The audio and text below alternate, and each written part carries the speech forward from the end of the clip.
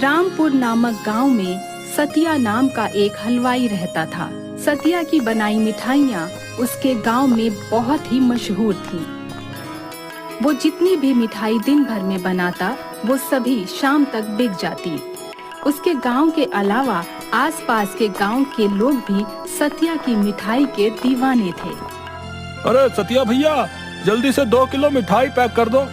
शहर से मेरा भाई आया हुआ है ना, उन सभी को तुम्हारी बनाई मिठाई बहुत पसंद है, इसलिए वो जब भी यहाँ आता है तो तुम्हारी दुकान की मिठाई लेकर ही वापस जाता है। हाँ, मैं अभी पैक किए देता हूँ। सतिया की दुकान की मिठाई सभी लोगों को बहुत पसंद थी। सतिया बहुत ही सफाई और ईमानदारी से मिठाइयाँ बनाता था। सतिया का बेटा राजू भी अपने पिता के साथ दुकान पर उनकी मदद करता था। एक दिन सतिया की दुकान पर पास के शहर से मनोज नाम का व्यक्ति आता है। अरे वाह भैया, तुम्हारी दुकान की मिठाई का तो कोई जवाब ही नहीं। शहर में मेरी भी मिठाई की दुकान है, परंतु तुम्हारी दुकान की मिठाई का स्वाद तो लाजवाब है। शुक्रिया साहब।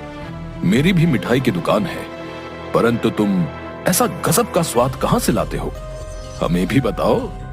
साहब, मैं सारी मिठाइयाँ शुद्ध देसी घी में बनाता हूँ और घी भी मैं खुद ही घर पर बनाता हूँ। मेरे पास अपनी गाय है, उसी का दूध निकालकर शुद्ध देसी घी और खोया तैयार करता हूँ और उसी से सारी मिठाई बनाता हूँ साहब। अच्छा, तुमसे रोजाना 20 किलो मिठाई खरीदना चाहूँ तो क्या तुम बना सकते हो? मेरे पास जितना शुद्ध घी होता है मैं उतनी ही मिठाई बनाता हूँ और वो सारी तो मेरे अपने गांव में ही शाम तक बिक जाती है। उससे ज्यादा मिठाई बनाना मेरे बस की बात नहीं है साहब। सतिया का बेटा राजू भी उन दोनों की बातें सुन रहा था। वो थोड़ा लालची किस्म का लड़का था। मनोज के जाने के बाद वो अपने पिताजी से बोला, पिताजी, वो व्यक्ति हमसे 20 किलो मिठाई रोजाना लेना चाहता है, तो आपने मना क्यों कर दिया? सोचिए, उसको इतनी मिठाई बेचने पर हमें रोजाना कितना फायदा होगा।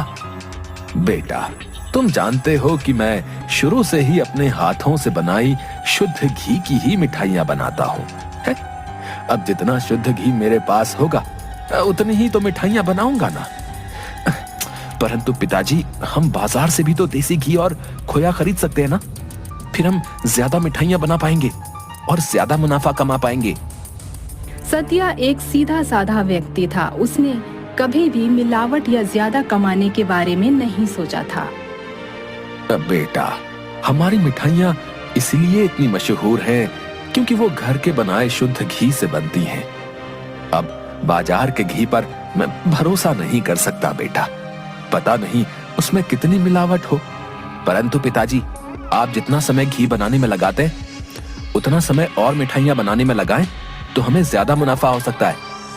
आजकल सभी हलवाई ऐसा करते हैं। कल से मैं बाजार से देसी घी ले आऊंगा और हम उसी से मिठाइयाँ बनाएंगे, किसी को कुछ पता नहीं चलेगा। राजू तरह तरह की बातें बनाकर सतिया को अपनी सोच में फंसा लेता है। अगले ही दिन राजू बाजार से घी खरीद कर लाता है। पिताजी, मैं देसी घी खरीद लाया हूँ। आज आप दुगनी मात्रा में मिठाई बनाने की तैयारी करें और मनोज को भी 20 किलो मिठाई देने की बात पक्की कर लें।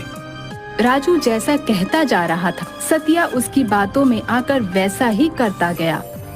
उसने बाजार के लिए लाए देसी घी को अपने हाथ से बनाए घी में मिलाकर और दुगनी मात्रा में मिठाइयाँ तैयार कर ली। मनोज मिठाई लेने के लिए सतिया की दुकान पर आया। भैया, क्या हमारा ऑर्डर तैयार हो गया है? मैं गाड़ी लेकर आया हूँ, उसमें तैयार मिठाइयाँ रखवा दें। राजू ने जल्दी से मिठाइयों के डब्बे मनोज की गाड़ी में रखवा दिए। मनोज भैया, आपको यदि रोज 20 किलो मिठाई चाहिए तो हम बना दिया करेंगे। अरे वाह, ये तो बहुत अच्छी बात है। मैं रोजाना सुबह आकर यहाँ से मिठाइयों का ऑर्डर ले जाया करूंगा। इस तरह से सतिया और राजू ज्यादा मिठाइयाँ बनाने लगे और उनका ज्यादा मुनाफा होने लगा। पिताजी, देखा आपने, हमारी मिठाइयाँ कितनी मशहूर हो रही हैं।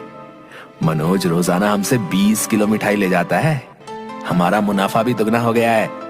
और आप तो ऐसी ही चिंता कर रहे थे। देखा, स्वाद में कोई फर्क नहीं आया। सभी लोगों को आज भी हमारी मिठाइयाँ उतनी ही पसंद है। हाँ, तुम ठीक कह रहे हो बेटा। मैं बेकार ही इतनी मेहनत करता रहता था। घी बनाने में, मिठाई बनाने में अब मुझे कितनी मेहनत लगती थी। अब बाजार से घी लेकर हम आसानी से मिठाइयाँ बना रहे हैं और ज्यादा मुनाफा कमा रहे हैं। सतिया का काम बहुत अच्छा चल रहा था। गांव में भी उसकी मिठाइयाँ खूब बिकती थी और शहर से भी ऑर्डर आता था। और देखते ही देखते सतिया पैसे वाला बन गया और उसने कुछ और लोगों को काम पर भी रख लिया था। उसकी बनाई मिठाइयों की मांग दिनों दिन बढ़ने लगी। मिठाइयों की बढ़ती हुई मांग को देखकर राजू सतिया से कहता है, पिताजी, हमारी दुकान पर मिठाइयों की मांग दिनों दिन बढ़ती जा रही है। मैं सोच रहा हूँ कि हमें शहर में मिठाइयाँ सप्लाई करने के लिए बाजार से ज्यादा खोया खरीदना पड़ेगा। अब हाँ, ठीक है बेटा, बाजार से बना बनाया खोया ले आओ और जितनी भी मांग मिठाई की है उसे पूरा करो। कुछ दिनों बाद उनकी दुकान के पड़ोस में राघव नाम के हलवाई ने भी मिठाई की दुकान खोल दी। राघव अपनी दुकान पर आने वाले ग्राहकों को शुरू में काफी डिस्काउंट देने लगा। देखो भैया, जो भी हमारी दुकान से मिठाई खरीदेगा हम उसे डिस्काउंट देंगे। जो जितनी ज्यादा मिठाइयाँ खरीदेगा उसे उतना ही ज्यादा डिस्काउंट मिलेगा।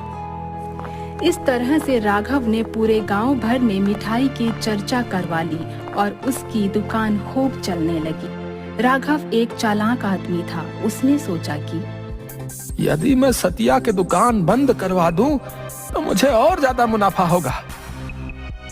राघव ने एक आदमी को अपने पास बुलाया और उससे कहा, सुनो भैया, सुनो, मैं तुम्हें एक कनस्तर मिलावटी घी दूंगा, ठीक है, जो तुम सस्ती कीमत पर सतिया को बेच आना, समझे? इस काम के लिए मैं तुम्हें अलग से पैसे दूंगा, क्या समझे? वो आदमी मिलावटी घी का कनस्तर लेकर सतिया की दुकान पर जाता है और उसे बातों में फंसाकर वो कनस्तर राजू को बेच आता है। उस नकली घी से बनी मिठाइयाँ खा काफी गांव वाले बीमार पड़ जाते हैं और सतिया की दुकान बंद हो जाती है। राघव से कंपटीशन करोगे हैं? अब आई अक्ल ठिकाने बाप बेटे की। राजू को एक दिन वही व्यक्ति मिलता है जिसने उसे मिलावटी घी बेचा था। तुम वही आदमी हो ना जिसने मुझे नकली घी बेचा था? तुम्हारे उस घी से बनी मिठाइयों की वजह से मेरी दुकान बंद हो गई। सच सच बताओ, वो मिलावटी घी तुम कहाँ से लाए थे? सच बताओ, वरना मैं तुम्हें पुलिस के हवाले कर दूंगा। अरे नहीं नहीं, मुझे पुलिस के पास नहीं जाना। मुझे तो राघव मिठाई वाले ने लालच दिया था और पैसे भी दिए थे। राजू को सारा माजरा समझ में आ जाता है और वो उसे सबक सिखाने की सोचता है। एक दिन राजू भेष बदलकर राघव की दुकान पर जाता है और उससे कहता है, अरे भैया, लगता है तुम्हारी दुकान बहुत अच्छी चलती है। सारा दिन तुम्हारी दुकान पर भीड़ लगी रहती है। सब भगवान की कृपा है, दुकान बहुत अच्छी चलती है भैया। यदि तुम चाहो तो ये मुनाफा और बढ़ सकता है। मेरा घी का व्यापार है। पास के गांव में बहुत से लोग मुझसे भी लेते हैं। मेरा माल बहुत ही अच्छा होता है और दाम भी काफी कम है। यदि तुम कहो तो मैं तुम्हारी दुकान पर भी घी पहुंचा दूं। राघव कुछ देर सोचता है और लालच में आकर राजू की बात मान लेता है। राजू राघव की दुकान पर पहुंचता है। लो भैया, तुम्हारा ऑर्डर आ गया है। हाँ भाई, तुम तो बहुत जल्दी मेरा सामान ले आए हैं। रुको रुको, मैं तुम्हें पैसे देता हूँ। राघव जैसे ही राजू से पैसे पकड़ता है तभी फूड इंस्पेक्टर राघव की दुकान पर छापा मारता है और उसे रंगे हाथों नकली घी लेते हुए पकड़ लेता है। राघव को जेल हो जाती है और उसकी दुकान बंद हो जाती है। पिताजी, मुझे माफ कर दीजिए। मैं भी पहले गलत राह पर चल रहा था, लेकिन अब मुझे समझ आ गया है कि थोड़ा कमाओ लेकिन इज्जत के साथ कमाओ। आज के बाद हम दोनों पहले की तरह ही अपनी शुद्ध मिठाई ही बनाया करेंगे। इसके बाद से वो अपनी दुकान पर साफ सुथरा अच्छा सामान ही रखता है और उसकी दुकान अब दोबारा से चलने लगती है।